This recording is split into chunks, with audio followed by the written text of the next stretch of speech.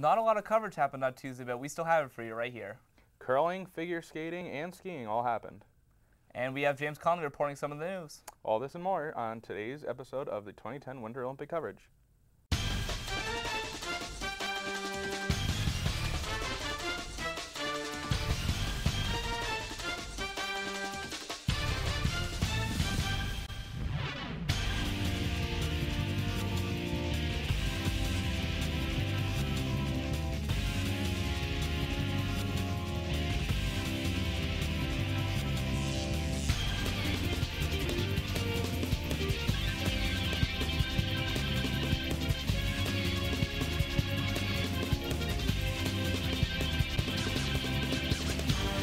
Thanks again for joining us for our FPTV's coverage of the 2010 Winter Olympic Games. And Mike, not a lot happened, but some medal events, so we still have to cover all this stuff that happened. That sounds good. Why don't you start off with curling, Nick? Okay, in men's curling, the United States finished the Olympic play Monday night with another disappointing loss.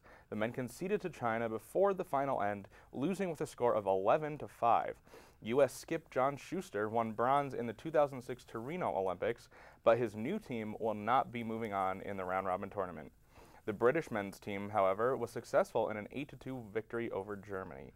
So there's a couple big teams still left, like the British and Canada, and the men's play is over now, so we know who's going to advance. And the United States is not one of them. Very disappointing, I think, but hopefully in 4 years they can get their act together and we'll see how they'll do. Maybe. And now on the women's side of things, Mike? All right then. In women's curling, the United States played against China on Tuesday afternoon. After a very close game, it came down to China scoring the last end, giving them a 6-5 victory. This put U.S. women in last place with a record of 2 wins and 6 losses. They will still finish the tournament against Switzerland on Tuesday night. And while the women put up a good effort throughout the tournament, the United States themselves weren't that far back and would have to rely on several teams losing if they won against the Chinese. So even if they won their game today, they still needed help from a couple other teams losing, which is not the most favorable position to be in. But another biathlon event took place. So, Mike, you have that? All right, moving on to biathlon. Tuesday, the women's 4x6 kilometer relay took place. The results are Canada in first with a total time of 1 hour, 9 minutes, 36.3 seconds. In second place was France with a time of 1 hour, 10 minutes, 9.1 seconds. And there were 32 seconds behind Russia. In third was Germany with a time of 1 hour, 10 minutes, 13.4 seconds. They were 37.1 seconds behind Russia. U.S. came in 17th place with a time of 1 hour, 15 minutes, 45 seconds. They were 8 minutes, 11.5 seconds behind Russia. So a long event in biathlon, Mike, with teams, and it seems like it's difficult to go that long, even if you're have help from your teammates. But another event that happened Monday night was the ice dancing competition, which concluded with the free dance round. For the first time since 1976, a Russian team did not win gold in ice dancing, as the Canadian duo of Vertu and Moir claimed the top spot. The Russian team of Domina and Shabalin settled for bronze, while the United States team of Davis and White won silver, earning their country back-to-back medals in ice dancing for the first time in the competition's history. So that was another thing that America won a medal in, and it was the first time in a while they've done that. It's good to see America finally get back on the win column. It seemed like today was a little gloomy, but now it seems they're picking back up. Yes, but let's go to the men's speed skating, or short track, where there is some controversial developments, Michael. A shocking development happened on Tuesday in the men's 10,000 meter event. Sven Kramer had a 4-second lead coming into the final lap, but finished in the wrong lane, which resulted in a disqualification. Because of this, Swung Ham Lee won the gold medal.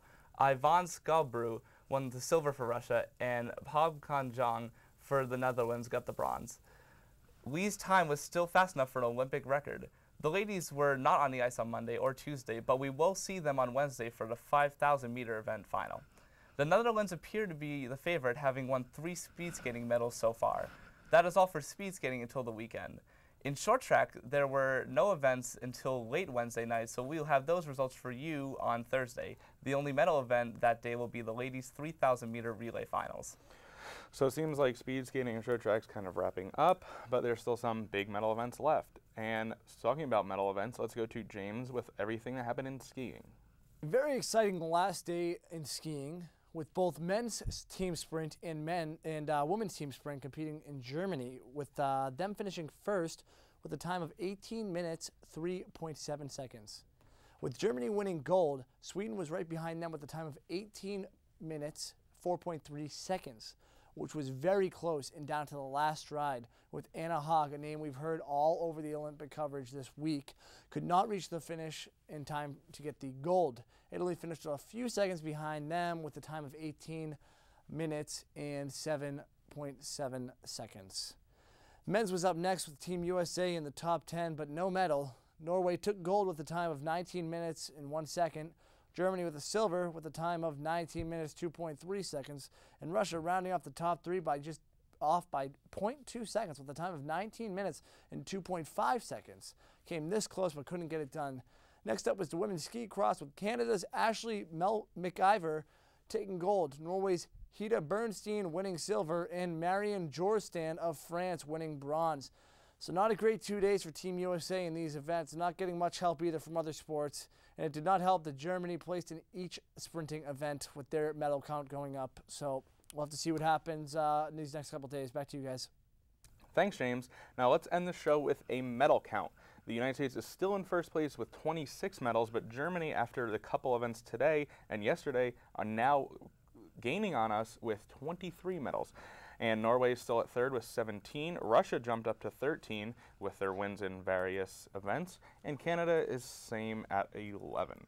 So still it's getting much closer, and it should be an interesting last few days to see what's going to happen in the Olympics. Yes, still many events left and many medals to give out. So stay tuned to youtube.com/FPTV25 for all our coverage. I'm Nick Caramico. And I'm Mike Davies. See you next time.